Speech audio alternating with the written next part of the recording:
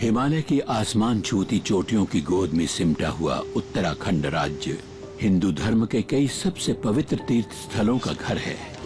लेकिन तीर्थ यात्रा के खास दिनों में इस बार उत्तर भारत का मौसम एक भयानक रूप दिखाने वाला था। नतीजा हुआ एक दहला देने वाली मूसलाधार बरसात, जिसमें हजारों जानें चली गई।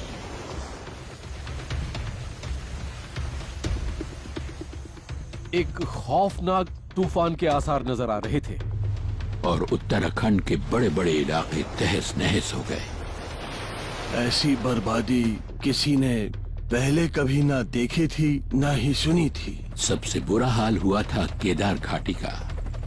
बार बार उमड़ती बाढ़ों ने केदारनाथ की पुण्य नगरी का नामो निशान मिटा दिया। निचले भागों में बसे हुए नगर के नगर बाढ़ में बह गए। लहरें पहाड़ जितनी ऊंची थी, शायद 100 फुट ऊंची। इस तबाही की वजह सिर्फ तूफानी बारिश नहीं हो सकती थी। तो सोच से परे इस बर्बादी का कारण था क्या? कारण जानने के लिए एक्सपर्ट्स की एक टीम के साथ हमने भी इस खतरनाक अभियान पर साथ जाने का इरादा किया। इस ग्लेशियर को मैं 10 साल से मॉनिटर कर रहा हूँ और आज इसकी कंडीशन देखकर सच में मैं दंग रह गया हूँ। एक्सपर्ट पहली बार हिमालय में सुनामी आने के कारण पर रोशनी डालेंगे। Himalayan tsunami. जून 2013। सैकड़ों हजारों तीर्थयात्री 4 धाम की यात्रा करने हिमालय की तराई के इस हिस्से में आए हुए हैं।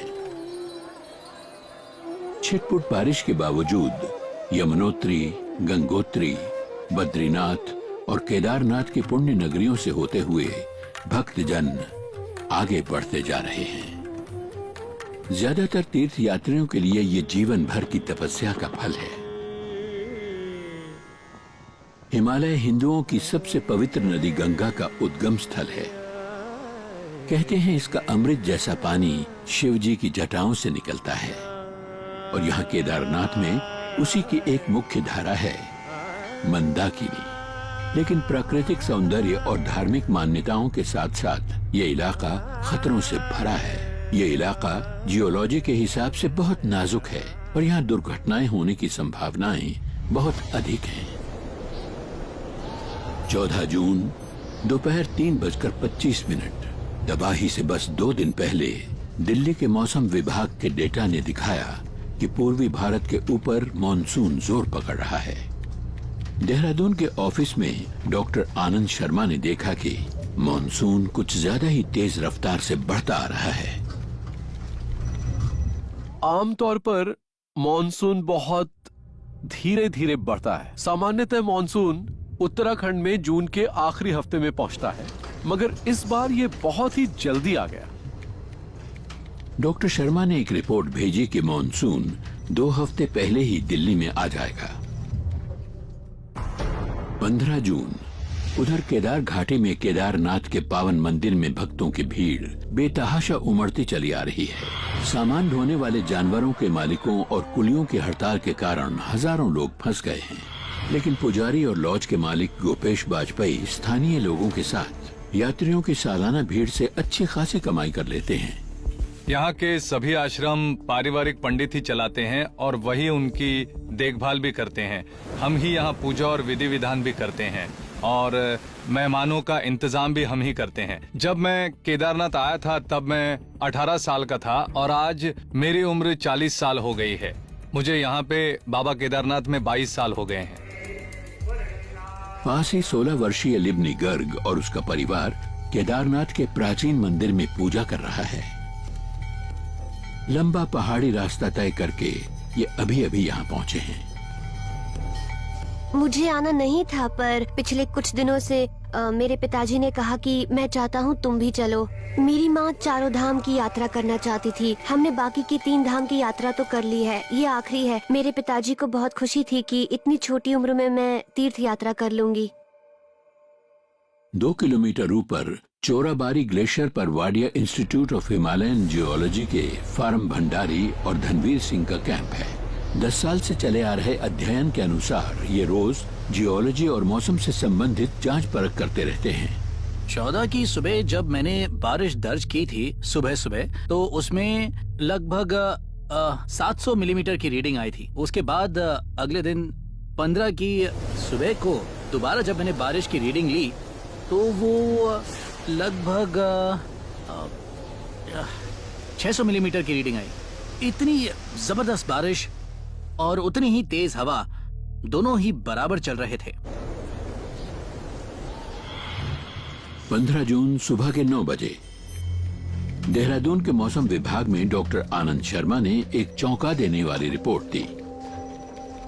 मॉनसून पूरे जोर शोर से आ पहुंचा था। 2 हफ्ते की जगह उसे देश पार करने में सिर्फ 1 दिन का समय लगा था। 1-2 दिन में ही पूरा इलाका घने बादलों से ढक गया था और आसार ऐसे थे कि 17 जून को बारिश बहुत बढ़ जाने का खतरा था। उन्होंने एक बुलेटिन जारी किया कि अगले 72 घंटों में उत्तराखंड में 25 सेंटीमीटर तक बारिश हो सकती है और एक तूफान यात्रियों से ठसाठस भरे चारों नगरों की तरफ बढ़ रहा है। हमने ये सलाह दी कि 4 धाम की यात्रा कुछ समय के लिए रोक दी जानी चाहिए और फिर हमने ये भी कहा कि जमीन धसकने की भी संभावनाएं हैं। पहाड़ के लोग सुरक्षित स्थान पर चले जाएं और बाकी लोग भी पहाड़ों पर मत जाएं, क्योंकि हमें ये मालूम था कि कुछ होने वाला है, कुछ बहुत गंभीर होने वाला है। 16 जून पूरे भारत में खतरे की घंटियां बज उठी। मौसम विभाग के केंद्रों ने पूरे उत्तराखंड पर गंभीर रूप से बादल फटने की चेतावनी दी और चारों धाम के यात्रियों को सुरक्षित जगह पर चले जाने की सलाह दी। देखिए, अजीब बात ये थी कि एक कम दबाव वाला सिस्टम अपने साथ बहुत भारी नमी लेकर पूर्व से पश्चिम की तरफ जा रहा था और एक था पश्चिमी दबाव जो भूमध्य सागर और अरब सागर से अपनी नमी लेकर पश्चिम से पूर्व की तरफ बढ़ रहा था। जिस वक्त ये दोनों सिस्टम पूर्व राजस्थान के ऊपर से गुजरे तो एक दूसरे से टकरा गए। उन्होंने अपनी नमी हिमालय पर उड़ेल दी और फिर तूफान की तैयारी पूरी हो गई। लेकिन चेतावनियां ज्यादा यात्रियों तक नहीं पहुंच पाई। जितेंद्र कुकरेती अपनी पत्नी और 2 बच्चों समेत बारिश के बावजूद अपने आखिरी पड़ाव केदारनाथ की तरफ चल दिए। हम 2 लोग वहाँ सड़क की हालत देखने गए। तब हमें पुलिस ने सूचना दी कि बारिश के खतरे के कारण वो किसी को ऊपर जाने नहीं दे रहे हैं। लोगों को नीचे जाने की इजाजत थी लेकिन ऊपर जाने की नहीं। 4 धाम की यात्रा में केदारनाथ का मंदिर सबसे दूर है। वहां सीधी चढ़ाई पर केदारनाथ की एक तंग पगडंडी पर चलकर ही पहुंचा जा सकता था और 14 किलोमीटर लंबे उस रास्ते पर सैकड़ों यात्री फैले हुए थे। जब हम दोबारा नीचे आए तो हमने देखा कि मंदाकिनी नदी का पानी तेजी से बढ़ रहा था। खच्चरों और घोड़ों के जाने के लिए बना एक पुल बह गया था। पुल ढहते ही लोगों में खलबली फैल गई और भगदड़ मच गई। लोग चिल्ला रहे थे, भागो भागो भागो, और उसके बाद हजारों लोग गौरी गांव की तरफ भागने लगे। 16 जून शाम 4 बजे आने वाले खतरे से बेखबर लिबनी और उसके परिवार ने 4 धाम की यात्रा पूरी कर ली और केदारनाथ से नीचे उतरने लगे। कोई घोड़े वाला हमें ले जाने के लिए तैयार नहीं था। उन्होंने कहा कि घोड़ा फिसल जाएगा, तो हमने फैसला किया कि हम पैदल ही नीचे की तरफ जाएंगे और हम रामबाड़ा पहुंच गए। केदारनाथ से 7 किलोमीटर नीचे रामबाड़ा ही मंदिर से उतरने वाले तीर्थ यात्रियों के लिए आराम करने की जगह है। हमने कुछ देर वहीं ठहरने का फैसला किया क्योंकि पुलिस ने बताया कि पुल टूटने के कारण वो किसी को आगे नहीं जाने दे रहे। सभी यात्री वहीं पर थे। बहुत ही बड़ी संख्या में ऊपर जाते हुए लोग, नीचे आने वाले लोग, सभी को रुक जाना पड़ा। मेरे पिताजी ने कहा कि वहीं लॉज में एक कमरा ले लेंगे। कमरा लेने की कोशिश सभी कर रहे थे क्योंकि सभी जान गए थे कि वहाँ से जल्दी निकलना हो नहीं पाएगा। शाम 7 बजे केदारनाथ में तूफान ने सारी बत्तियां गुल कर दी थीं। नगर अंधेरे में डूबा हुआ था और शाम की पूजा हमेशा की तरह चलती रही। हालांकि लोग बहुत कम थे। स्वामी सुशांत यहाँ के परम भक्त हैं। पिछले 1 महीने में मैं हर रोज शाम की पूजा के लिए आता रहा। 16 की शाम मेरे लिए एक नई चीज ये थी कि वहाँ लोग बहुत कम थे क्योंकि बाहर लगातार बारिश हो रही थी और बारिश की वजह से ज्यादातर लोग अपने कमरों में ही बैठे थे। स्वामी 13 मई से केदारनाथ में हैं। इस पवित्र नगर में ये छठी बार आए हैं। प्रार्थना से लौटकर मैं रात का खाना खाने के लिए कैंटीन जा रहा था। उसी दौरान मैंने जमीन के नीचे हरकत होने की आवाज सुनी।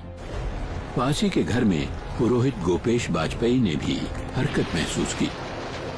लगभग 8:30 बजे का समय था, खाना बन रहा था। तब मैंने कुछ झटके महसूस किए। मैं अपने घर के बाहर देखने आया तो वहाँ भगदड़ मची हुई थी। हालांकि मुझे लोकल भाषा ज्यादा समझ में नहीं आती, पर लोग चिल्ला चिल्ला कर कह रहे थे, नहीं नहीं नहीं, यहाँ से निकल जाइए, भूकंप आने की संभावना है। ये भूकंप नहीं था, केदारनाथ में बाढ़ आ गई थी। नदी के किनारों के टूटने की वजह से लोगों के निकलने का रास्ता बंद हो चुका था। अंधेरे में सभी ने नगर के उस हिस्से की तरफ दौड़ना शुरू किया जहां बिजली थी, यानी मंदिर। साफ नजर आ रहा था कि लोगों को कुछ भी नहीं सूझ रहा था। पानी आ गया था, पर केदारनाथ के चारों तरफ खूब अंधेरा था और लोगों में अफरा तफरी मची हुई थी, क्योंकि उन्होंने कभी ऐसे हालात का सामना नहीं किया था। 14 किलोमीटर आगे नदी में आती बाढ़ बेकाबू हो चुकी थी। जितेंद्र का परिवार भी उन हजारों लोगों की भीड़ में था जो तूफानी मंदाकिनी से दूर भागने की कोशिश कर रहे थे। लोग पुकार रहे थे, बचाओ, हमें बचाओ, क्योंकि पानी वहां से कम 50-60 फुट ऊपर आ गया था। हम लोग वहां से 2 किलोमीटर ऊपर भाग गए, गौरी गांव की तरफ। लेकिन करीब 8 बजे हमने एक जोरदार आवाज सुनी। फिर हमें लोगों ने बताया कि एक 6 मंजिला होटल बह गया है। 7 किलोमीटर आगे रामबाड़ा में लिबनी और उसका परिवार बच निकलने का रास्ता ढूंढ रहे थे और कहीं जाने को ना मिला तो उन्होंने पहाड़ पर चढ़ जाने का फैसला किया। सब कुछ काबू से बाहर हो चुका था और बारिश लगातार हो रही थी। हमारे आगे भी बहुत से लोग थे, पीछे भी, और हमें पत्थरों पर से चढ़कर जाना पड़ रहा था। हमने पहले कभी ऐसा कुछ नहीं किया था। एक जगह तो मैं अपने पिताजी के बिल्कुल पीछे थी। मैंने उन्हें रोककर पूछा, पापा हम कहाँ जा रहे हैं? उन्होंने कहा पता नहीं। उस वक्त मैं वाकई बहुत डर गई थी। उन्होंने उन सैकड़ों लोगों को पीछे छोड़ दिया जो नगर में ही ठहरना चाहते थे। फिर बिना चेतावनी लहरें पहाड़ जितनी ऊंची थी, शायद 100 फुट ऊंची, बहुत बड़ी थी और अपने साथ सब कुछ बहा ले गई। रामबाड़ा का पूरा नगर देखते देखते गायब हो गया था। अगर आपने वो नगर पहले ना देखा हो तो यकीन भी ना होता कि वहाँ कोई नगर था भी। लगता था वहाँ हमेशा से नदी ही बह रही है।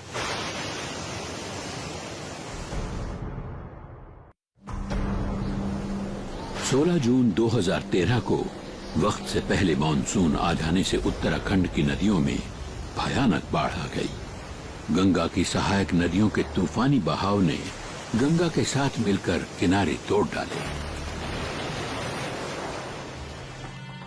केदार घाटी में केदारनाथ मंदिर मुश्किल से बच पाया, लेकिन 7 किलोमीटर आगे रामबाड़ा गांव इतना खुशकिस्मत नहीं था। हजारों लोग हाथ उठाए चीखते चिल्लाते लहर के साथ बहे जा रहे थे। ताश के पत्तों की तरह सभी घर, हर चीज एक पल वहाँ थी, अगले पल वहाँ नहीं थी, सिर्फ पानी था। स्थानीय अफवाहों के अनुसार पास के एक मंदिर से बांध बनाने के लिए देवी की मूर्ति हटाए जाने पर दैवी प्रकोप ही इस प्रलय का कारण था। लेकिन 3 महीने बाद ग्लेशियर विज्ञानी डॉक्टर डीपी धोबल और उनकी टीम उस बर्बादी के असली कारण की खोज करने के लिए एक खतरनाक मिशन पर चलने को तैयार थी।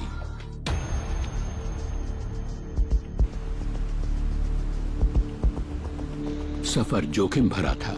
जमीन अभी तक अस्थिर है और धसकने का डर लगातार बना हुआ है। सफर में 7 किलोमीटर आगे जाने पर उन्हें आराम करने के लिए उस लोकप्रिय जगह रामबाड़ा पहुंच जाना है।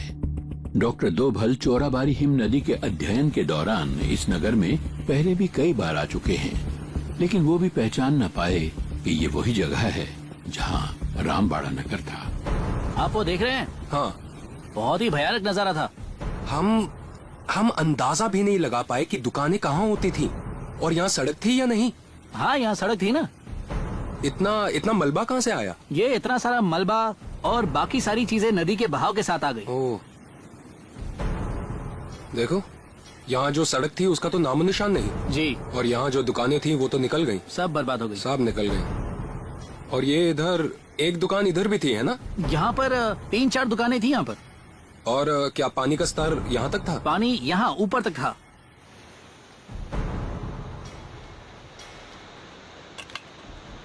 मैं इस वक्त बिल्कुल रामबाड़ा के पास बैठा हुआ हूँ, लेकिन आप जो देख रहे हैं पीछे रामबाड़ा का जो दृश्य है, वहाँ रामबाड़ा का कोई नामो निशान तक नहीं है। मैं जानता था कि ऐसा कुछ हुआ है, पर मैंने इतना नहीं सोचा था। एक पूरा शहर बिल्कुल गायब कैसे हो सकता है? क्या ये उस चीज का नतीजा है जिसे बादल फटना कहते हैं? बादल फटने का मतलब है 1 घंटे में 10 सेंटीमीटर बारिश होना। हमारी अपनी ऑब्जर्वेटरीज या किसी भी ऑब्जर्वेटरी ने 1 घंटे में 10 सेंटीमीटर बारिश रिकॉर्ड नहीं की थी, इसलिए हम ये साबित नहीं कर सकते थे कि यह घटना बादल फटने की थी। मूसलाधार बारिश कई घंटों तक होती रही, लेकिन मीडिया ने जैसा अपनी रिपोर्ट में कहा था वैसा बादल नहीं फटा था। डॉक्टर दोभल का मानना है कि कसूर ज्यादातर रामबाड़ा की नींवों का है। अगर आप यहाँ की मिट्टी के किनारे देखें तो आपको सबूत मिल जाएगा कि यहाँ किसी जमाने में ग्लेशियर था। यहाँ जो ग्लेशियर था उसे हम चोराबारी ग्लेशियर कहते थे। हजारों वर्षों में उस ग्लेशियर ने यहाँ मिट्टी और बड़े पत्थर लाकर खड़े कर दिए। आखिरकार ये एक ऐसी समतल जमीन बन गई जिस पर इमारत खड़ी रह सकती थी। तीर्थ यात्रियों के लिए ये एक लोकप्रिय आराम करने की जगह बन गई थी, लेकिन जियोलॉजी की नजर से इस इलाके की हालत बहुत नाजुक थी। रामबाड़ा नगर की कोई नींव ठोस नहीं थी। घाटी में 6 महीने की बारिश एक दिन में ही बरस गई। भारी मात्रा में पानी केदारनाथ के पीछे जमा हो गया और शहर में भर गया। लेकिन जैसे ही बांध टूटा, पानी अपने पूरे जोर से नीचे आ गया। रामबाड़ा में ठहरे लोगों के पास बचने का कोई उपाय नहीं था। बाढ़ में आई नदी बड़े बड़े पत्थर लेकर रामबाड़ा पर टूट पड़ी और उसी शाम रामबाड़ा तहस नहस हो गया। घर, होटल और रेस्टोरेंट एक झटके में ही धरती से ऐसे गायब हो गए जैसे कभी थे ही नहीं। केदारनाथ और रामबाड़ा में बच जाने वाले खुशकिस्मत लोग लगातार होती ठंडी बारिश के दौरान एक भयानक रात गुजारने के लिए संघर्ष कर रहे थे। बारिश थमने का नाम नहीं ले रही थी। हमने गर्म कपड़े तो पहने थे पर वो भीग चुके थे। ठंड बहुत ज्यादा थी। तापमान जरूर 0 से तो नीचे ही रहा होगा और बारिश तो बंद हो ही नहीं रही थी। बारिश और सर्दी के कारण कोई भी सो नहीं पाया और सबसे भयानक चीज थी लगातार पत्थरों के टूटने की आवाज। हर 5-10 मिनट में एक पत्थर टूट रहा था।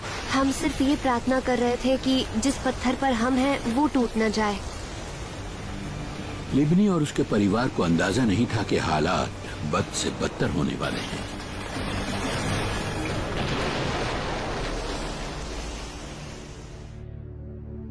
सत्रह जून सुबह 4 बजे केदारनाथ से कुछ आगे चोराबारी ग्लेशियर के पास शोधकर्ता फरम भंडारी और धनवीर सिंह अपने टेंट में सो रहे हैं। ये दोनों नगर से 2 किलोमीटर ऊपर पिछली रात बाढ़ के कारण हुई बर्बादी से अनजान थे। इतना अंदाजा तो मुझे हो ही गया था कि यहाँ कुछ तो जरूर हुआ था, क्योंकि इतनी तेज बारिश और इतनी तेज हवा मैंने पहले कभी नहीं देखी थी। बारिश लगातार हो रही थी और 1 मिनट के लिए भी रुकने का नाम नहीं ले रही थी। तब मैंने अपने जो सीनियर हैं अमित सर, उनको मैंने रात को 9 बजे फोन किया, 16 तारीख की रात को। तो मैंने उन्हें बताया कि यहाँ बहुत जोरों से बारिश हो रही है और हम क्या करें। तो उन्होंने कहा कि अब तो रात हो चुकी है तो नीचे तो नहीं आ सकते तुम लोग, लेकिन सुबह ही तुम लोग सावधानी से नीचे आ जाना। अगर हमने वैसा ही किया होता तो आज हम जिंदा नहीं होते।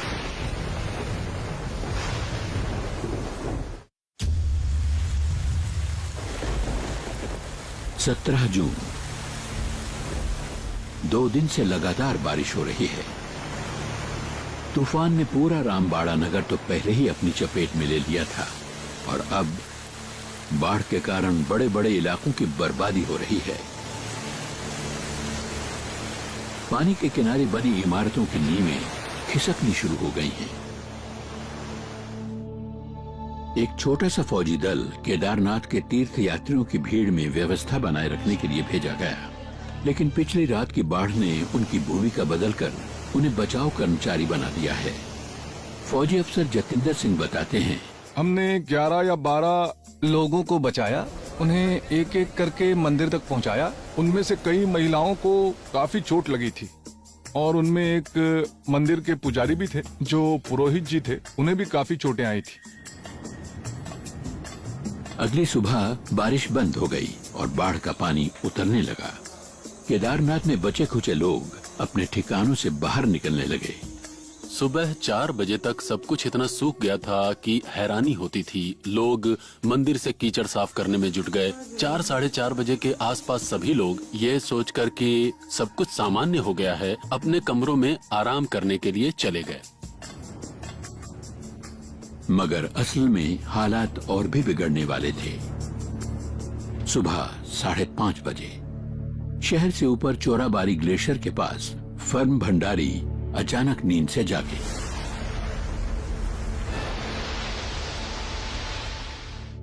एक कुछ अजीब सी आवाज आई वहां से। लगा जैसे एक साथ बड़ी मात्रा में गैस छोड़ी गई हो। मेरे दोस्त ने पूछा कि क्या हुआ और उन्होंने मुझे उठकर देखने को कहा। मैं अब तक अपने स्लीपिंग बैग में ही था।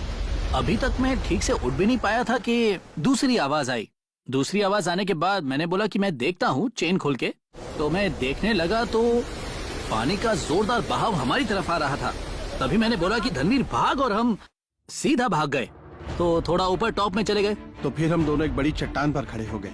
पानी ऊंची ऊंची उछालें भरता हुआ आसमान को छू रहा था। लहरें बिल्कुल ऐसी थी जैसे कि कोई सुनामी हो। कुछ नहीं दिख रहा था, बहुत अंधेरा था।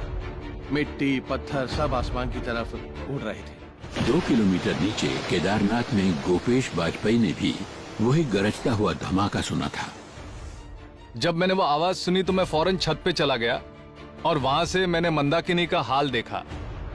बहाव बहुत तेज था और मंदाकिनी का जो उछाल था वो मेरे ख्याल से कम 10 फुट ऊंचा था। मैंने लोगों को बाजारों में इधर से उधर भागते हुए देखा। अचानक एक जोरदार पुकार मची, भागो भागो भागो। मैं कूदता फांदता हुआ सीधा मंदिर पहुंच गया। मैंने अपनी छत पर से मंदाकिनी को विनाश के देवता रुद्र का रूप धारण किए हुए देखा। उसकी जो लहर थी वो चट्टानों, पत्थरों और मलबे को इस तरह बहाकर ले जा रही थी। जहाँ से मंदाकिनी नदी निकलती है वहीं उसने एक विकराल रूप धारण कर लिया था, जैसे किसी 5 सिर वाले नाग जैसा। मंदाकिनी केदारनाथ में से होकर बह निकली। तो मैंने देखा अपनी आंखों के सामने कि दुकानें, मकान, और वहाँ ठीक मेरे घर के सामने एक आगरा भवन था। उसके छत पे कुछ लोग खड़े थे। उनमें से 15-16 लोग उसी पानी के बहाव में डूबकर बह गए। शहर के बीचों बीच केदारनाथ मंदिर ने उस सुनामी जैसी लहर का असली धक्का झेला। उस दरवाजे पर पानी का इतना ज्यादा जोर पड़ा कि दरवाजा बह गया।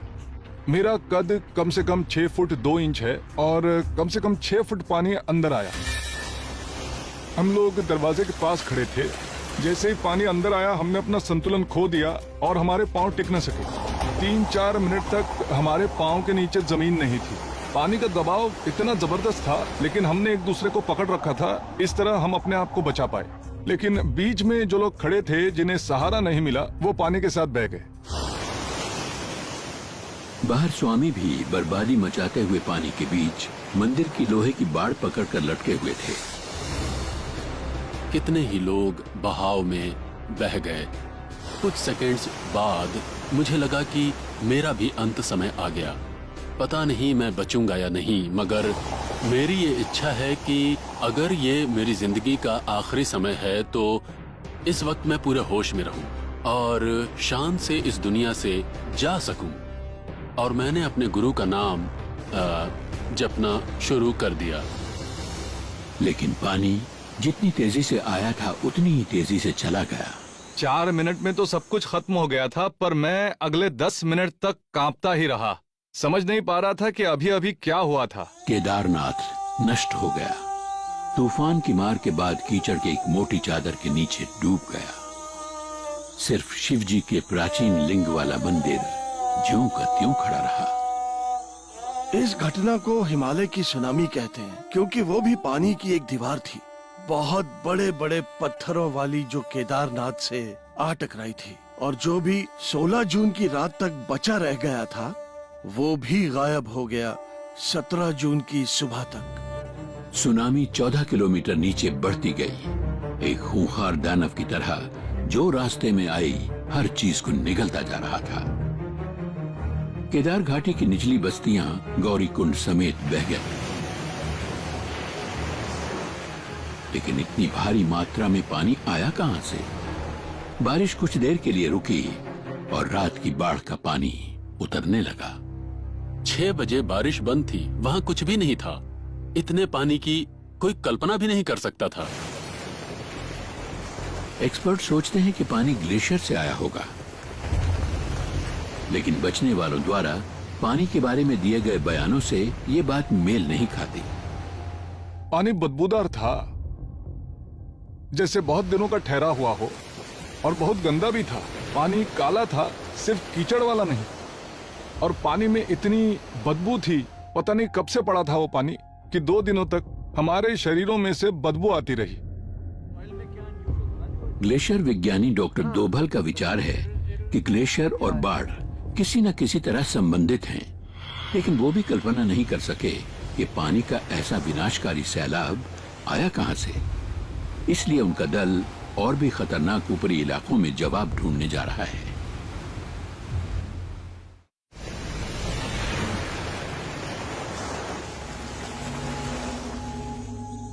सत्रह जून की सुबह सुनामी जैसे एक खौफनाक तूफान ने हिमालय के केदारनाथ नगर को देखते ही देखते तहस नहस कर दिया।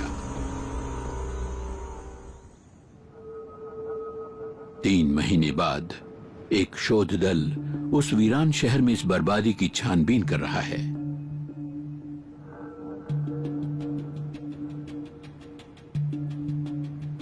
इधर देखिए, ये जगह तो पूरी तरह नष्ट हो गई है।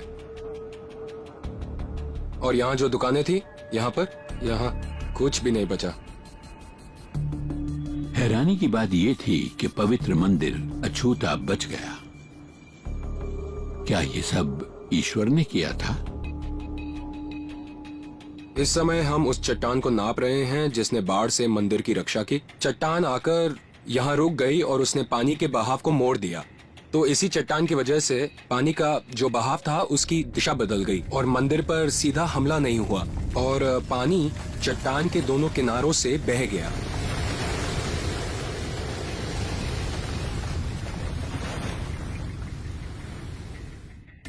मैं जो है पिछले 22 साल से इस एरिया में काम कर रहा हूँ और ये मेरे लिए भी एक रहस्य है कि इतनी बड़ी चट्टान यहाँ पहुंची और उसने मंदिर को बचाया। बिल्कुल जादू की तरह इसने पानी के बहाव का रुख मोड़ दिया।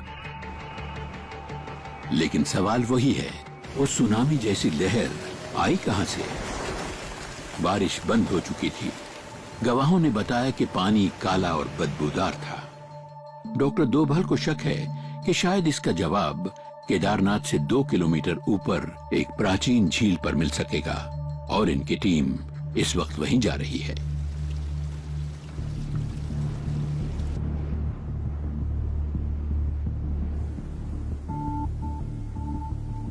आखिर वो वहां पहुंचे और भौचक्के रह गए। झील का सारा पानी गायब हो गया था। इस ग्लेशियर को मैं 10 साल से मॉनिटर कर रहा हूं और आज इसकी कंडीशन देखकर सच में मैं दंग रह गया हूं। सैकड़ों सालों से ग्लेशियर से आया हुआ कचरा जैसे पत्थर और रेत वगैरह चोराबारी ग्लेशियर के किनारों पर जमा होता रहा है। उससे बांध की तरह ऊंचे ऊंचे किनारे बनते चले गए और इस जगह ने एक झील का रूप ले लिया। और इस पानी के निकलने का कोई रास्ता न होने के कारण चोराबारी में लंबे वक्त तक पानी भरा रहता था। काला खड़ा पानी जिसमें वही बदबू हो सकती थी जैसी बचे लोगों ने बयां की थी।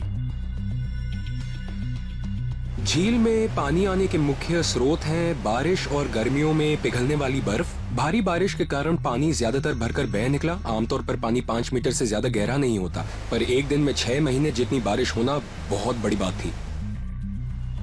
400 मीटर लंबी होने के कारण चोराबारी झील में लगभग 160 करोड़ लीटर पानी भरा हुआ होगा। तो भला किस चीज ने एक झटके में उस सारे पानी को एक विशाल लहर बनाकर छोड़ दिया। कुछ विशेषज्ञों का अंदाजा है कि ये ग्लेशियर झील के किनारे टूट जाने से हुआ होगा। दरअसल इस झील को ग्लेशियर का पानी नहीं भरता। सवाल यह है कि झील के किनारे टूटे कैसे? एक भयंकर बर्फ की सरकती हुई चट्टान से। यहाँ बर्फ के बचे हुए टुकड़े देख सकते हैं। आप देख सकते हैं कि बर्फ पुरानी है। ये चीजें सरकती चट्टान की हैं और ये इसी इलाके से आई हैं। पहाड़ के इस तरफ का ये बड़ा सा निशान बताता है कि टनों पत्थर और बर्फ झील में आ गिरे थे। पानी अपने साथ चट्टानें लाया जो अचानक नीचे गिरी और इनके गिरने से एक बहुत बड़ी विशाल लहर बन गई। झील का बांध अचानक टूट जाने से लाखों टन पानी, पत्थर और बर्फ केदारनाथ पर बड़ी तेजी से बरस पड़े। पानी बहुत ज्यादा तेज रफ्तार से नीचे की तरफ बह रहा था और ज्यादातर नुकसान इसी कारण हुआ था।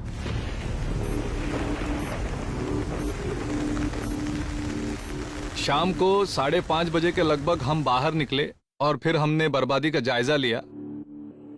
हमने देखा कि जिस केदारनाथ को हम जानते थे वो उजड़ चुका था। कुछ समझ में नहीं आ रहा था कि सारे लोग चले कहां गए। इस जगह पहली बार ऐसा लग रहा था जैसे मैं किसी और ही जगह पर चल रहा हूँ, जैसे मैं किसी और ग्रह पर पहुंच गया हूँ, क्योंकि हर तरफ कीचड़, पत्थर और लाशें बिखरी हुई थी। मेरी कुछ समझ में नहीं आ रहा था। प्रकृति का कहर पहली बार देखा था। लोगों के कपड़े फट गए थे।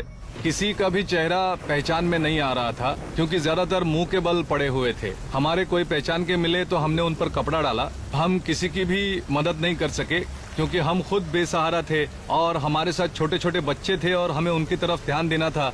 तो हमने वहाँ जो लाशें थी उन पर कपड़ा डाला और वहाँ से चले गए। मैं कितनी ही लाशों के पास से गुजरा, कितनों के हाथ हिलते देखे और मजबूर होकर प्रार्थना करता रहा कि हे प्रभु, आप इसे अपने पास बुला लें क्योंकि इसे बचाया नहीं जा सकता। 14 किलोमीटर नीचे जितेंद्र कुकरेती और उनका परिवार गौरीकुंड नगर के आसपास की पहाड़ियों में बचकर पहुंचे हुए लोगों में से कुछ की मदद कर रहे हैं। बाढ़ के पानी से बचे हुए ये लोग 2 दिन से भूखे और प्यासे हैं। हम 40-50 हजार लोग नीचे उतर रहे थे। हम सब बस पैदल चलते जा रहे थे और कोई चारा नहीं था। वो पहाड़ी रास्ता था। पहाड़ी रास्ता भी ऐसा था कि वो बहुत खतरनाक था। नीचे नदी भी थी। हमें से कई लोगों को ब्लड प्रेशर की शिकायत थी। कुछ लोगों को तो हार्ट अटैक आ गया बीच रास्ते में, क्योंकि वहाँ किसी तरह का इलाज हो पाना बहुत मुश्किल था, तो वो लोग वहीं पर मर गए।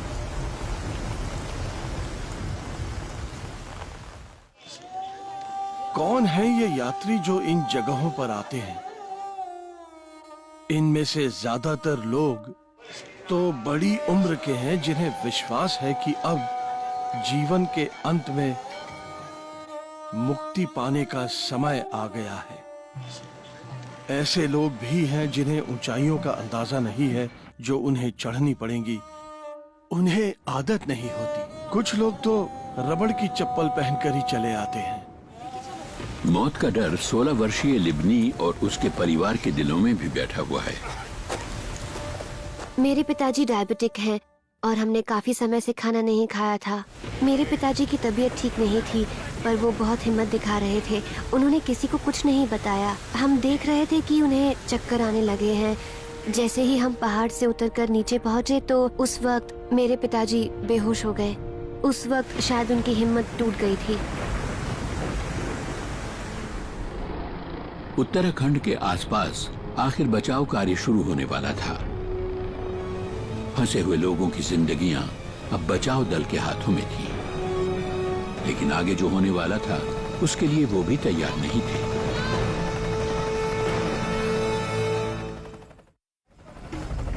जून मौसम के कारण हर काम में देर होते चले जाने के बाद उत्तराखंड राज्य की केदार घाटी में बचाव की कोशिश का काम शुरू हुआ। बचाव के पूरे काम का नेतृत्व अनुभवी फौजी कर्नल राजीव मेहता कर रहे हैं। मेहता बर्बादी का जायजा लेने के लिए हेलीकॉप्टर से केदारनाथ पहुंचे। बाढ़ के बाद नगर को देखने वाले वो पहले व्यक्ति थे। जिस पल हमने सोनप्रयाग से उड़ान भरी और उत्तर में केदारनाथ की तरफ चले तो पहली चीज जिस पर मेरा ध्यान गया वो ये थी कि ज्यादातर जगहों पर रास्ते पूरी तरह टूट चुके थे और रामबाड़ा पहुंचने तक मुझे हर तरफ खौफनाक बर्बादी फैली हुई नजर आई। रामबाड़ा तबाह हो चुका था, वहाँ उसका नामो निशान भी बाकी नहीं था। हजारों ऐसे लोग मुसीबत में फंसे हुए थे जिन्हें फौरन मदद की जरूरत थी। यही संदेश और यही खबरें हर तरफ पहुंचाई जा रही थीं। और फिर इस मामले से निपटने के लिए हमें योजना भी बनानी थी। ऐसे आपातकालीन हालात से निपटने के लिए 10,000 कर्मचारियों का एक दल बचाव के एक ऐसे सबसे बड़े काम में जुट गया जैसा दुनिया ने पहले कभी न देखा होगा।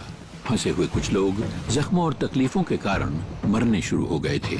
उस पर न पानी की एक बूंद, न अन्न का एक दाना। ऐसे हालात में किसी की भी जान जा सकती थी। मैं तो यही कहूँगा कि ये हालात युद्ध जैसे नहीं थे, लेकिन कोशिश और तैयारी उसी स्तर की थी। राज्य भर में 60 हेलीकॉप्टर प्रभावित इलाकों में जरूरी सामान और 300 टन खाना पहुंचाने के काम में लग चुके थे। हेलीकॉप्टर सुबह 6 बजे आना शुरू हुए। हमने अपने रेनकोट निकाले और हमारे पास जो भी कपड़ा था उससे हमने दरअसल झंडे बनाए। लेकिन मदद बहुत सुस्त रफ्तार से हो रही थी। केदार घाटी की पहाड़ियां बुरी तरह तबाह हो गई थीं। बचावकर्ताओं को निहायत ऊबड़ खाबड़ और टूटे फूटे इलाकों में अस्थायी रास्ते बनाने पड़े और जगह जगह पहाड़ियों की ढलानें हेलीकॉप्टरों के उतरने में बाधा बन रही थीं। शुरुआत में जब हेलीकॉप्टर आ रहे थे तब लोग बहुत खुश हुए। वो चिल्ला रहे थे कि हाँ, हम बच जाएंगे। लेकिन 1-2 घंटे बाद जब वो आने लगे तो उनकी नजर ही हम पर नहीं पड़ी। उस वक्त लोग बहुत सहम गए थे कि अब हमारे बचने की कोई उम्मीद नहीं है। लिबनी के पिता की हालत बिगड़ती जा रही थी। मेरे पिताजी बेहोशी की हालत में कुछ बड़बड़ा रहे थे तो उस वक्त मैं बहुत डर गई थी क्योंकि मुझे पता नहीं था कि वो क्या कह रहे थे। वो बस कुछ भी कहते जा रहे थे।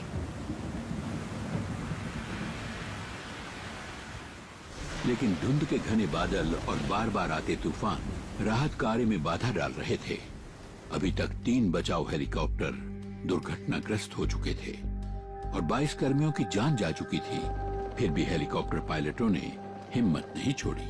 श्रेय उन चालकों को भी मिलना चाहिए जिन्होंने अपनी सुरक्षा की परवाह न करते हुए जोखिम उठाए। वो हर बाधा और हर मुश्किल का सामना करते हुए उड़ते रहे और तेजी से लोगों को निकालते रहे। लेकिन जहां 1 लाख यात्री फंसे हुए हों, वहां राहत कार्य भी मुश्किल होता है। मुझे अपने पिता के लिए बहुत डर लग रहा था। इतना डर पहले कभी नहीं लगा। दोपहर के करीब एक हेलीकॉप्टर आया और कुछ फौजियों को छोड़कर वापस चला गया। उसमें से आर्मी के एक जवान पर बहुत से लोग जमा होकर उस पर चिल्लाने लगे कि हमें बचाओ, हमें बचाओ। मेरी माँ ने उनसे कहा कि आपको मेरे पति की मदद करनी चाहिए वरना वो मर जाएंगे। इनकी हालत आप देख लीजिए। जब हम हेलीकॉप्टर पर सवार हो रहे थे तो मैं बार बार अपनी माँ से कह रही थी, माँ हम बच गए, हमें बचा लिया गया। माँ ने कहा, हाँ तुम ये बात कई बार कह चुकी हो, पर मैं वही दोहराती चली जा रही थी, बार बार लगातार।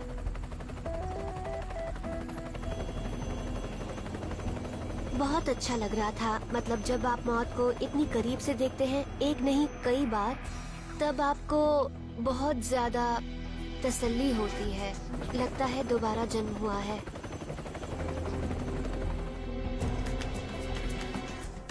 सोनप्रयाग के पास निचली केदार घाटी में जितेंद्र कुकुरैती परिवार के साथ हेलीपैड तक पहुंच गए हैं।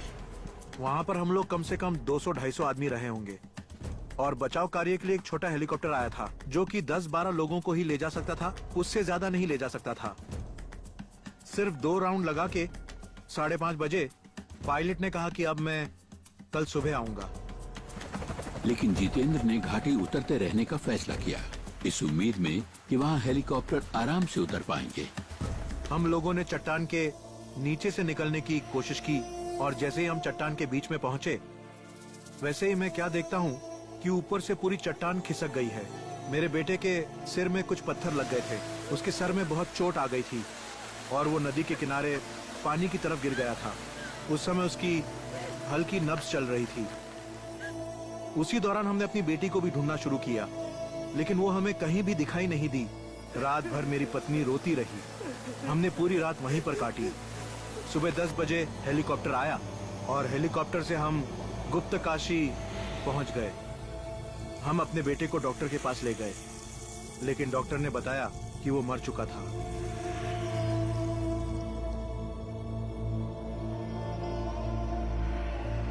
विनाश लीला 17 जून को ही खत्म नहीं हुई थी। मैं कह सकता हूँ कि बर्बादी अभी जारी है। राज्य में 19 और 31 जुलाई के बीच जमीन खिसकने की करीब 450 वारदातें रिकॉर्ड की गई थी और हर बार इस तरह की घटनाएं केवल तकलीफ को बढ़ाती जाती हैं। जितेंद्र को आज तक पता नहीं चला कि उनकी बेटी जिंदा भी है या नहीं। मेरे बच्चों के स्कूल की छुट्टियां थी तो मैंने सोचा इन्हें घुमाने ले जाऊं। हमने सोचा कि तीर्थ यात्रा भी हो जाएगी और बच्चे पहाड़ों में घूम भी लेंगे। हमने कभी ऐसी कल्पना भी नहीं की थी कि हमारे साथ ऐसा हादसा हो जाएगा। उत्तर भारत का उत्तराखंड राज्य इतिहास की एक सबसे विनाशकारी मानसून की चपेट में आ गया। अंदाजा तो 6000 लोगों के मरने का है, लेकिन असल संख्या काफी ज्यादा हो सकती है। 14 दिन तक बचाव कार्य जोरों से चलता रहा और आखिरकार फंसे हुए 1 लाख लोगों को बचा लिया गया। तीर्थयात्री भारत के अन्य भागों में अपने अपने घरों को लौट रहे हैं, लेकिन बच जाने वाले 3000 स्थानीय परिवारों के लिए लौटने की कोई गुंजाइश नहीं थी।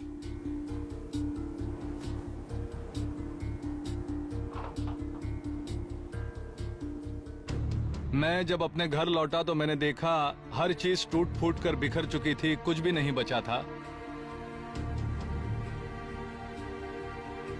मैंने अपने जीवन की सारी कमाई यहीं पर लगा दी थी, जो कुछ भी मेरे पास था। इसी से मेरा गुजारा चलता था। मेरे पास 2 कर्मचारी थे, उनका भी गुजारा इसी से चलता था और मेरा परिवार भी मेरे साथ है। तो अब हम क्या करें? बस अभी यही चिंता मुझे खाए जा रही है कि मैं अपने परिवार की देखभाल कैसे करूंगा, अपने बूढ़े माता पिता की देखभाल कैसे करूंगा। बहुत ही घोर निराशा है, कुछ समझ में नहीं आ रहा है। मेरा दिमाग ही काम नहीं कर रहा। बचे हुए लोग धीरे धीरे अपने नुकसान से समझौता करने लगे तो एक्सपर्ट्स और अधिकारी इस सवाल में उलझ गए कि क्या ऐसी घटना दोबारा होने से रोकी जा सकती है। सुधारों की सख्त जरूरत है, सुधारों के लिए बहुत गुंजाइश है, लेकिन फिर भी मैं ये कहना चाहूंगा कि आज दुनिया में उपलब्ध हर जानकारी होते हुए भी कोई भी सिस्टम इसे होने से रोक नहीं सकता था। ये हमारे लिए एक सीख है। हम एक खतरनाक पहाड़ी इलाके में रहते हैं, माउंटेन एरिया में, जहाँ ग्लेशियरों में कुछ न कुछ प्रक्रिया तो चलती रहती है। हमें इन चीजों का गहराई से अध्ययन करना चाहिए, किसी भी चीज की तरफ से लापरवाही नहीं करनी चाहिए। हमें यही सीख मिलती है, क्योंकि आज जो कुछ केदारनाथ में हुआ है वो कभी भी कहीं भी हो सकता है। उत्तराखंड धीरे धीरे संभल रहा है। 5 अक्टूबर को यानी विनाश के 4 महीने बाद केदारनाथ और बद्रीनाथ की 4 धाम यात्रा फिर से खोल दी गई, लेकिन हिमालय की सुनामी को कोई भूल नहीं पाएगा। मुझे अभी तक डरावने सपने आते हैं, लेकिन मुझे बारिश से नहीं गरज की आवाज से डर लगता है। जब कभी जोर से बादल गरजते हैं तो मैं डर जाती हूँ, क्योंकि वो आवाज बिल्कुल वैसी होती है जैसी पहाड़ टूटने की होती है। मुझे कभी कभी वाकई ऐसा लगता है कि मैं टूटते पहाड़ों पर वापस पहुँच गई हूँ। मुझे रास्ता नहीं मिल रहा, तब मेरे दोस्त मुझे पकड़कर शांत करते हैं, पर मुझे लगता है जैसे जैसे वक्त बीत रहा है मैं ठीक हो रही हूँ। ये प्रलय एक तरह की चेतावनी ही है, ये आखिरी विनाश नहीं है।